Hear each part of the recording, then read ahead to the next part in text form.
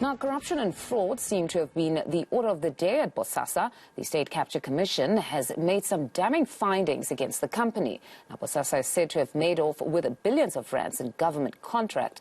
It was targeting entities such as the Post Office and the Department of Correctional Services.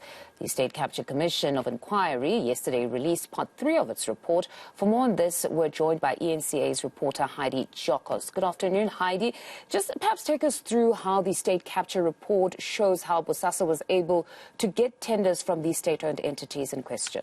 Yes, so what we do understand, Mfundo, is that Bosasa was key and instrumental in corruption taking place, especially with key government institutions and ANC members aiding this kind of activity. So we do understand that the Department of Correctional Services, and we actually have put together a graphic just to show our viewers that the Department of Correctional Services was a target, as well as Airports Company South Africa together with the South African Post Office being a target. Now, what happened with these key state-owned entities? We do understand that they were being, tenders were awarded to Bosasa through these state-owned entities, and we're talking about billions of rands that were awarded.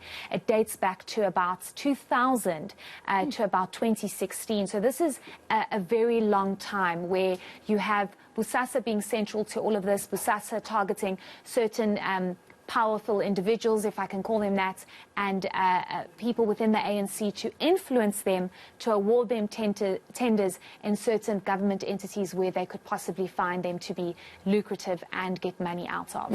Now, it's interesting, though, that there's such a long period that you speak of. If you're going to take it back to the 2000s, it's really, really scary. So this went on unabated, or were there efforts in between to try and interrupt this type of state capture at all?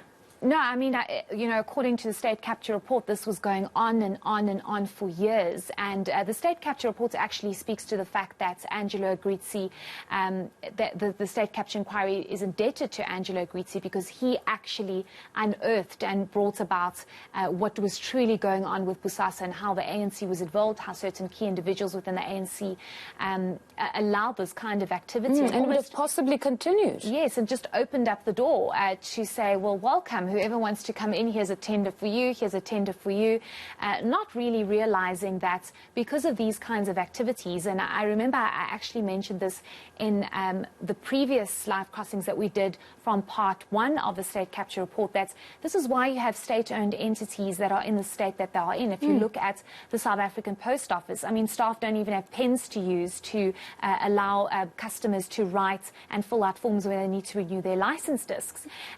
You have the likes of Danelle now, where staff cannot be paid. There's absolutely no money. Yes, and then you have Airports Company South Africa, which, yes, seems to be the better state-owned entity because it seems to be surviving, but it's surviving because of the kind of environment it's in. And, you know, airports, aviation might be doing rather better than something like the Post Office. But you do have situations, for example, where the Department of Correctional Services granted these tenders for catering, for example. And we do know when catering tenders are awarded, there's always a lot of money that's misused there because they can motivate.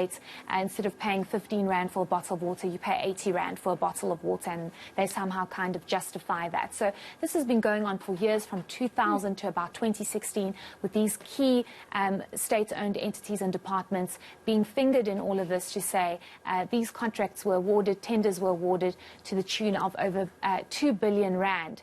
That is a very scary figure. Talk to me, though, about the bribes there in between. Can we delve deeper into the bribes? They would now identify specific officials within these state-owned entities, or it really literally needed to be a group of individuals, because one would think there are checks and balances at every pit stop. So you'd have to now bribe quite a lot of people. Yes, so I think bribes were also the order of the day when it came to Bosasa trying to get into key state-owned entities and to try and influence and persuade the ANC in any kind of way to grant them access to these key state-owned entities.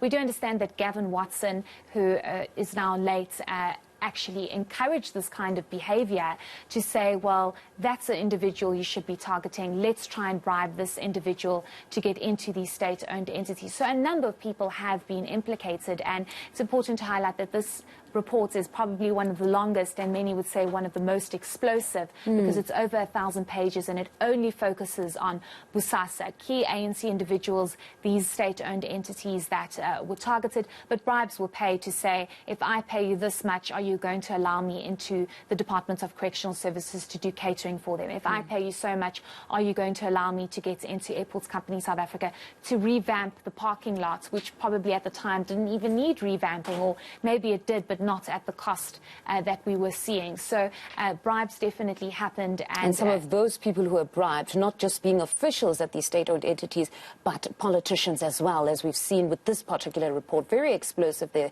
Some of the recommendations to continue investigations into the likes of Gwede Mantashe there and Nomvula Mkonyane. Talk to me about the politicians aspect there. Yes, so I think it's important to highlight that our reporter, Pulile Tweety-Jones, will be focusing on that part of the report. I know my eyes are very fast and my fingers are very fast, but I could not read 1,000 pages. But he's actually also gotten deep into the parts of the likes of Dudumieni, Nomvula Mokonyane, as well as Gwede Mantashe, who have been implicated heavily in this report because of their links to Bosasa and how they were possibly bribed or involved in some kind of way. And we do, you know, this is something else important to highlight, Mfundo, is that the report actually doesn't say anything new when it comes to Bosasa, because we heard it all from Agritsi, and we know what the modus operandi was when it came to Bosasa, targeting certain entities, targeting certain individuals, and how easy was it for them to get in. And it's important that we watch this graphic just to see the Department of Correctional Services involved.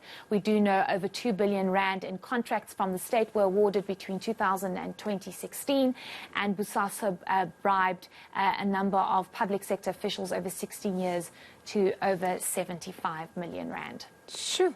Those figures are very scary, Heidi. Let me actually free you, because you still need to comb through that voluminous report. It honestly is a lot, but you're doing a great job. Thank you very much. That's our reporter, Heidi Giokos, just giving us the latest there from that report.